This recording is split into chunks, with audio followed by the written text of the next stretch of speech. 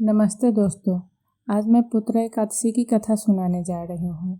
श्रावण मास की शुक्ल पक्ष एकादशी को पुत्र एकादशी कहते हैं, जिसे करने से पुत्र रत्न की प्राप्ति होती है और पुत्र दीर्घायु होते हैं। युधिष्ठिर जी ने पूछा, मधुसूदन, श्रावण मास के शुक्ल पक्ष में किस नाम की एकादशी होती है? कृपया मेरे सामने उसका वर्णन कीजिए।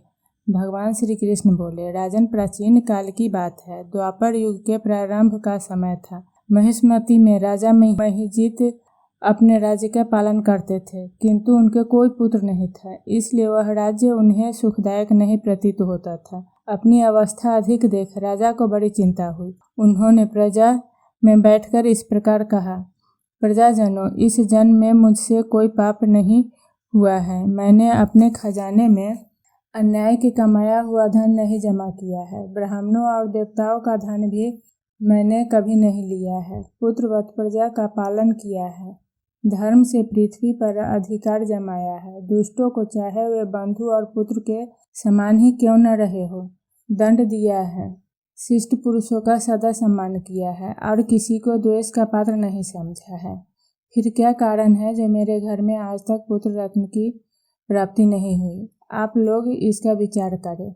राजा के ये वचन सुनकर प्रजा और पुरोहित के साथ ब्राह्मणों ने उसके हित का विचार करके गहन वन में प्रवेश किया। राजा का कल्याण चाहने वाले वे सभी लोग इधर उधर घूमकर ऋषि सेवित आश्रमों की तलाश करने लगे।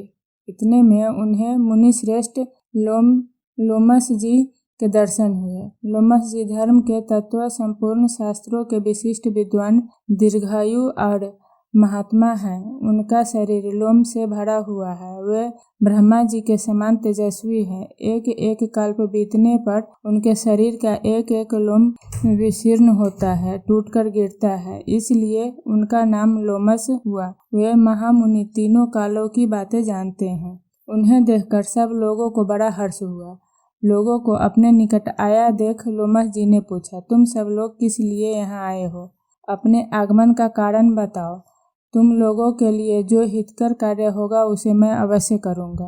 प्रजाजनों ने कहा, ब्राह्मण, इस समय महिजीत नाम वाले जो राजा हैं उनके कोई पुत्र नहीं है। हम लोग उन्हीं की प्रजा हैं, जिनका उन्होंने पुत्र की भांति पालन किया है। उन्हें पुत्रहीन देख उनके दुख से दुखित हो हम तपस्या करने का दृढ़ निश्चय करके यहाँ आए हैं। राजा के भाग्य से इस समय हमें आपका दर्शन मिल गया है। महापुरुषों के दर्शन से ही मनुष्यों के सब कार्य सिद्ध हो जाते हैं। मुने, अब हमें उस उपाय का उपदेश दीजिए जिससे राजा को पुत्र की प्राप्ति हो। उनकी बात सुनकर महर्षि लोमस 2 घड़ी के लिए ध्यानमग्न हो गए। तत्पश्चात राजा के प्राचीन जन्म का वृत्तांत जानकर उन्होंने कहा, प्रजावृंद सुनो।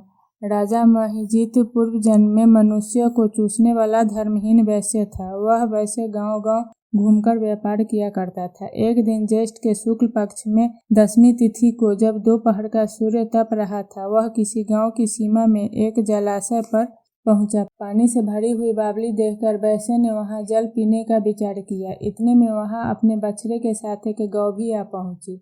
वह प्यास से व्याकुल और तप से पीड़ित थी, अतः बावली में जाकर जल पीने लगी। वैश्य ने पानी पीती हुई गाय को हाँक कर दूर हटा दिया और स्वयं पानी पीने लगा। उसी पाप कर्म के कारण राजा इस समय पुत्रहीन हुए हैं।